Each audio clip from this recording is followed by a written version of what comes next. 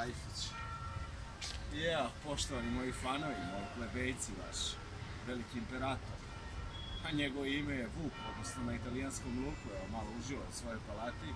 Inače, evo, smešteni smo u ovom skromnom hotelu od 5 zvezdica, jedva ima 5. Ali šta radimo kad živim taj life, taj tajkunski Lajfić koji možda niko nije živao na prostorima bivše SFRJ, a možda i na prostorima starog kontinenta, odnosno Evrope, tako da iz ovoga možemo vidjeti sami i protumačiti da život Vuka M. Đuričića uopšte nije lak.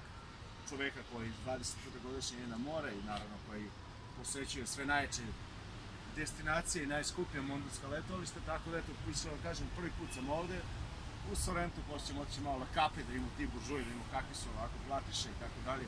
Da li Vuk Đuričić može svima da se nosi, čovjek koji ih troši nema nekoliko hiljada evra, ali vidjet ćemo to, naravno, ništa nije sigurno i tako dalje i tome slično, tako da, šta nam kažem, kao što je rekao Perikle pre 7.500 godina, sve je dvoje na svetu, samo jedan Vuk M. Đuričić.